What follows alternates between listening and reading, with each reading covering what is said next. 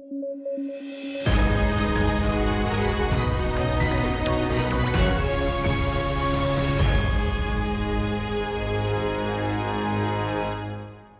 News at 9 programme में आपका स्वागत है। मैं हूं अमृत उपाध्याय। आइए जल्दी से देखें आज की हेडलाइंस।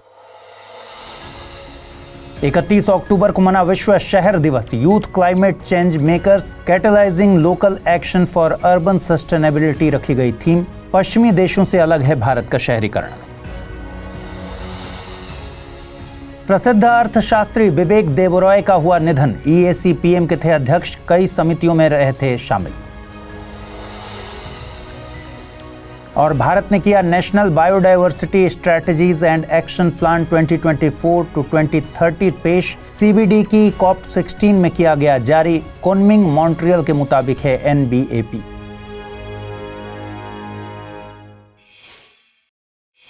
आइए शुरू करें। 31 अक्टूबर का दिन दुनिया भर में वर्ल्ड सिटीज डे यानी विश्व शहर दिवस के तौर पर मनाया गया। साल 2024 के लिए इस दिन की theme youth climate change makers catalysing local action for urban sustainability रखी गई थी। वर्तमान दौर में शहर हमारे जीवन का एक बड़ा हिस्सा हैं। दुनिया की 57.5% आबादी शहरों में निवास करती है। 2050 तक तो ये आंकड़ा दोगुना होने की उम्मीद है। इस बढ़ती आबादी के साथ दुनिया के शहर कई तरह की चुनौतियों का भी सामना कर रहे हैं। UN के मुताबिक इसमें सबसे बड़ी चुनौती है जलवायु परिवर्तन। हालांकि सतत विकास लक्ष्यों ने इसमें कुछ सुधार किया है, लेकिन गरीबी, असमानता और पर्यावरण की खराब कंडीशन जैसी चुनौतियां लगातार बनी हुई हैं। ग्लोबल साउथ में तो तेज होते शहरीकरण के चलते अवसंरचना के स्तर पर कई चुनौतियां मौजूद हैं। यहाँ के शहर आवास की कमी, साफ पानी और साफ सफाई की कमी जैसी चुनौतियों का सामना कर रहे हैं।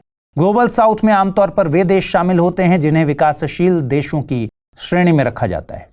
ये देश आमतौर पर दुनिया के सदर्न हेमिस्फेयर यानी दक्षिणी गोलार्ध में स्थित हैं। ये देश एशिया, अफ्रीका और लैटिन अमेरिका से ताल्लुक रखते हैं। इन देशों में गरीबी, आय में ज्यादा असमानता, कम जीवन प्रत्याशा और जीवन की कठिन परिस्थितियां मौजूद होती हैं। एक बात और याद रखिए कि ग्लोबल साउथ की अवधारणा भौगोलिक से कहीं ज्यादा जियोपॉलिटिकल यानी भू राजनीतिक है।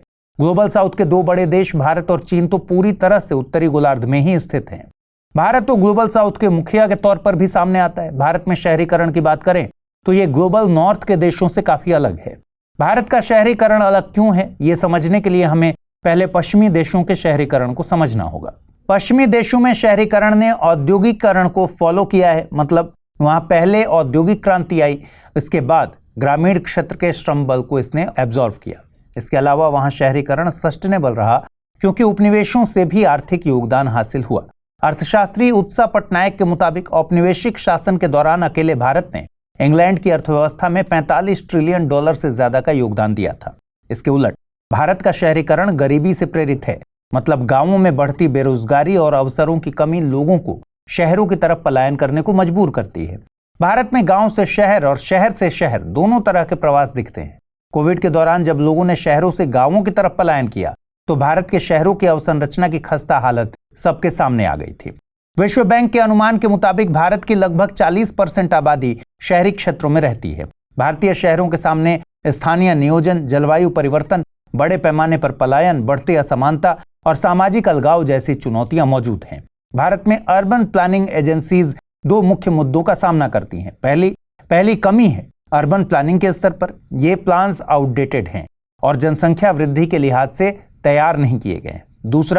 दूसरा ये प्लान्स लोगों की जरूरतों के मुताबिक न होकर कैपिटल ग्रोथ पर फोकस करते हैं। आपको बता दें कि 74वां संवैधानिक संशोधन शहरी स्थानीय निकायों से संबंधित है, लेकिन इन शहरी स्थानीय निकायों के प्रतिनिधियों का रोल अर्बन प्लानिंग में बहुत सीमित होता है। भारत की राष्ट्रीय सरकार को इस शहर दिवस के मौके पर भारतीय शहरों में मौजूद इन चुनौतियों पर गौर करने की जरूरत है। न्यूज एट 9 में मैंने आपको बताया था CBD यानी कन्वेंशन ऑन बायोलॉजिकल डायवर्सिटी की COP16 का आयोजन कोलंबिया में किया जा रहा है। इस मौके पर भारत ने national biodiversity strategies and action plan 2024 to 2030 document को पेश किया है। ये document road map for achieving the Kunming Montreal global biodiversity framework KMGBF targets and release of India's updated NBSAP नाम के इवेंट के दौरान लॉन्च किया गया था। भारत में जैव विविधता के संरक्षण की एक लंबी और समृद्ध परंपरा रही है और ये परंपरा CBD और वैश्विक जैव विविधता आंदोलन से पहले की है। वहीं आधिकारिक तौर पर भारत में जैव विविधता के प्रबंधन की बात करें तो इसकी शुरुआत 1999 में लाए गए पहले NBAP यानी national biodiversity strategy and action plan के साथ हुई थी। इसके बाद 2008 में भारत का NBAP आया, जिसे 2014 में आईची टारगेट्स के हिसाब से संशोधित किया गया। वर्तमान NBAP कुनमिंग मॉन्ट्रियल वैश्विक जैव विविधता ढांचे के मुताबिक है। इसमें 23 राष्ट्रीय जैव विविधता लक्ष्य तय किए गए हैं। ये लक्ष्य जैव विविधता के लिए खतरों को कम करने, संसाधनों के सतत उपयोग को सुनिश्चित करने और इन्हें लागू करने के टूल्स का बेहतर बनाने पर फोकस करते हैं। हर लक्ष्य पारिस्थितिकी तंत्र के लचीलेपन, प्रजातियों की रिकवरी, सतत विकास की प्रथाओं को बढ़ावा देने के मकसद से काम करने वाली विशिष्ट रणनीतियों से जुड़ा है। भारत का वर्तमान NBAP परंपरागत जैव विविधता के संरक्षण परंपराओं को आधुनिक प्रशासन के साथ एकीकृत करता है। आपको बता दें कि भारत का केंद्रीय पर्यावरण, वन और जलवायु परिवर्तन मंत्रालय जैव विविधता को लेकर केंद्रीय एजेंसी के तौर पर काम करता है। साथ ही जैव विविधता के लिए भारत में बायोलॉजिकल डाइवर्सिटी एक्ट 2002 काम करता है। BDA 2002 के तहत 3 स्तरीय संरचना की बात की गई है। राष्ट्रीय स्तर पर NBA यानी नेशनल बायोडायवर्सिटी अथॉरिटी, राज्य के स्तर पर स्टेट बायोडायवर्सिटी बोर्ड और स्थानीय स्तर पर बायोडायवर्सिटी मैनेजमेंट कमेटी की बात कही गई है।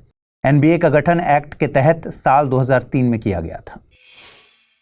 क्या आपके मन में कंफ्यूजन है कि IAS प्रिपरेशन को कैसे डेस्टिनेशन तक पहुंचाएं? तो जुड़िए UPSC IAS prelims to interview यानी P2I बैच से, जिसमें आपके हर प्रॉब्लम का सॉल्यूशन है मौजूद। आप गांव में हैं या शहर में, कोई टेंशन नहीं, क्योंकि इस बैच में आपको मिलेंगी 1000+ आवर्स की लाइव ऑनलाइन कक्षाएं। और आपको पढ़ते समय कोई कॉन्सेप्ट समझ नहीं आ रहा तो भी कोई बात नहीं, मेंटोरशिप प्रोग्राम का लाभ उठाइए और अपने मेंटोर से अपनी उलझन का समाधान पाइए। क्या मैं तैयार हूं? यदि इस सवाल का नहीं मिल रहा जवाब तो टेस्ट सीरीज का मिलेगा फायदा। हर एक टेस्ट से तैयार होगा आपकी सफलता का ब्रिज। यही है वो बैच जिसमें आप कर सकते हैं पढ़ाई के साथ कमाई भी। क्यों? क्योंकि हर टेस्ट के फर्स्ट रैंकर को मिलेगा 11,000 रुपए का इनाम। इतना ही नहीं, यदि आप प्री 2025 क्वालिफाई करते हैं तो आपकी पूरी फीस वापस कर दी जाएगी। ऐसे और भी कई फीचर्स हैं इस कोर्स में जिससे आपको हासिल होगी GS में महारत। सो जस्ट गो अहेड, आज ही जुड़िए हमसे, अमृत लाइव कोड का यूज कीजिए और एडमिशन लीजिए, करिए अपने सपने को साकार। लेखक, प्रोफेसर और अर्थशास्त्री विवेक देव रॉय का निधन हो गया। भारतीय बौद्धिक परंपरा में विवेक देव रॉय एक जाना माना नाम थे। वे वर्तमान में EACPM यानी economic advisory council to prime minister के अध्यक्ष के पद पर थे। EACPM एक स्वतंत्र संस्था है। इसका गठन आर्थिक और उससे जुड़े मुद्दों पर सलाह देने के मकसद से किया गया है। ये सरकार विशेष तौर पर प्रधानमंत्री को सलाह देने के लिए जिम्मेदार है।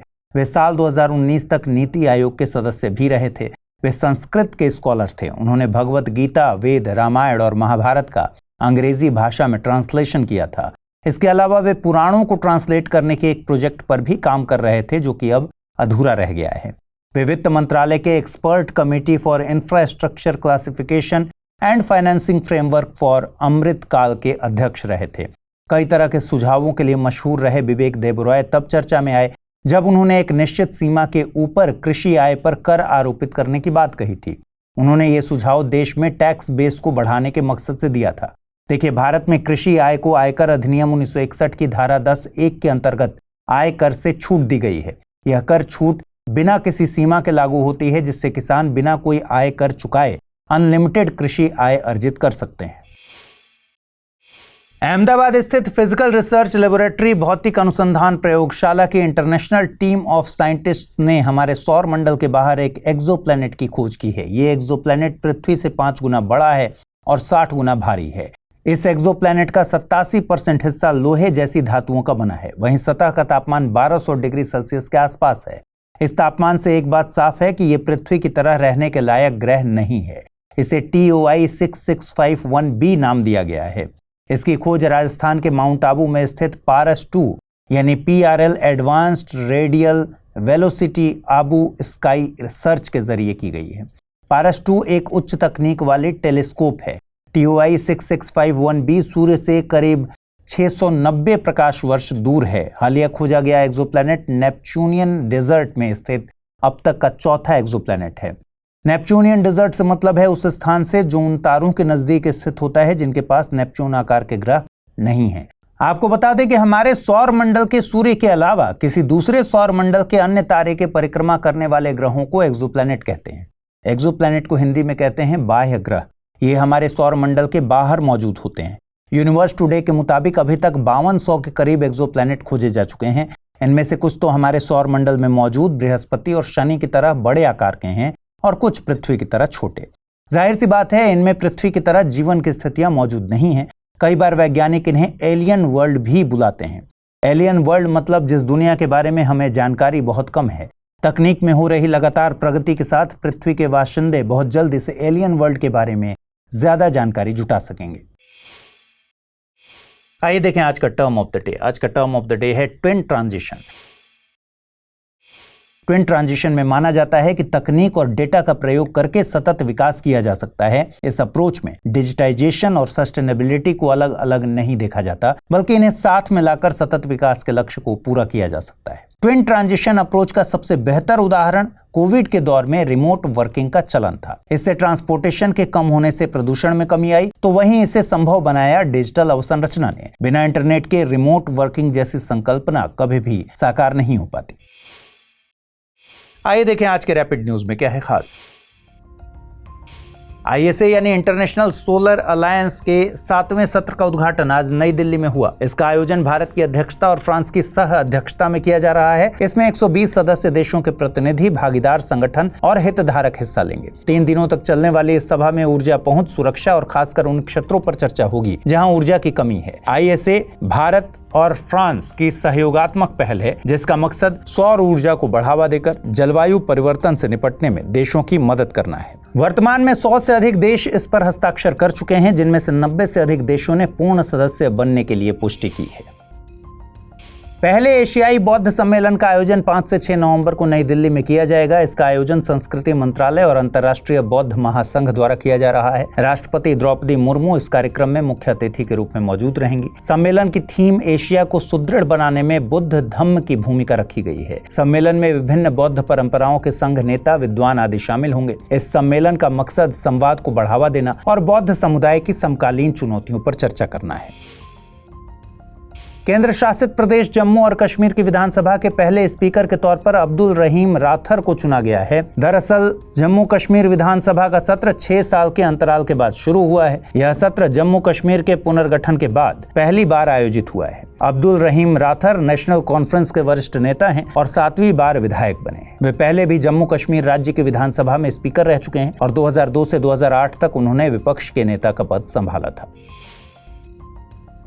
G20 की बैठक में आपदा जोखिम को कम करने के लिए पहली बार एक मंत्री स्तरीय घोषणा पत्र पर सहमति बनी है। ये बैठक 30 अक्टूबर से 1 नवंबर 2024 तक ब्राजील के बेलम शहर में हुई। इस सहमति में भारतीय प्रतिनिधि मंडल ने अहम भूमिका निभाई। भारत के प्रतिनिधियों ने बैठक में देश में आपदा जोखिम को कम करने के प्रयासों की जानकारी साझा की। उन्होंने 5 प्रमुख प्राथमिकताओं यानी early warning system, disaster resilient infrastructure, disaster resilient financing, resilient recovery और नेचर बेस्ड सॉल्यूशन पर जोर दिया। इसके साथ ही भारतीय प्रतिनिधिमंडल ने ट्रोइका बैठकों और द्विपक्षीय वार्ताओं में भी हिस्सा लिया।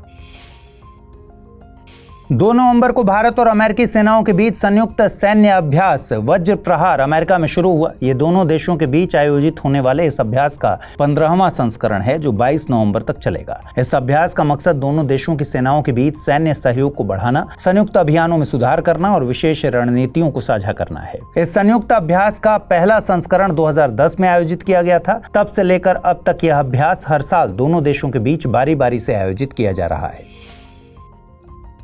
भारत और अल्जीरिया ने आज रक्षा सहयोग पर एक MOU यानी मेमोरेंडम ऑफ अंडरस्टैंडिंग साइन किया। यह समझौता दोनों देशों के बीच रक्षा साझेदारी को मजबूत करेगा, जिससे आपसी समझ और सामरिक हितों में बढ़ोतरी होगी। अल्जीरिया उत्तरी अफ्रीका के मागरेब क्षेत्र में स्थित एक देश है।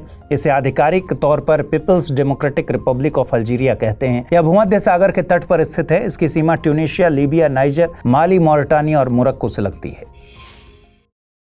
आइए जल्दी से देखें आज के बुलेटिन पर आधारित प्रश्न। पहला सवाल है, भौतिक अनुसंधान प्रयोगशाला कहाँ स्थित है? अहमदाबाद, रायपुर, नागपुर या फिर बेंगलुरु? अगला प्रश्न है, विवेक देबरॉय का संबंध किस क्षेत्र से था? साहित्य, अर्थशास्त्र, शिक्षा या फिर उपर्युक्त सभी? आइए देखिए पिछले बुलेटिन में आपसे कौन से सवाल पूछे गए थे, उनके सही जवाब क्या है। पहला प्रश्न था, निम्नलिखित में से कौन सी भाषा को भारत में शास्त्रीय भाषा का दर्जा हासिल नहीं है? संस्कृत, पाली, तमिल या फिर मैथिली? सही जवाब है विकल्प डी यानी मैथिली। अगला प्रश्न था, बांधवगढ़ टाइगर रिजर्व स्थित है उत्तर प्रदेश, मध्य प्रदेश, कर्नाटक या फिर गुजरात? सही जवाब है मध्य प्रदेश यानी विकल्प बी। आज इस बुलेटिन में इतना ही। कल रात 9 बजे आपसे फिर से मुलाकात होगी। ख्याल रखिए अपना, ठीक से पढ़ाई कीजिए। इस बुलेटिन को लाइक कीजिए। अगर आप इस बुलेटिन की पीडीएफ हासिल करना चाहते हैं, अमृत उपाध्याय 007 टेलीग्राम चैनल है जिस पर इसकी पीडीएफ रोजाना मिलती है। आज जो सवाल मैंने पूछे हैं उनके जवाब भी कमेंट सेक्शन में जरूर दीजिएगा। नमस्कार।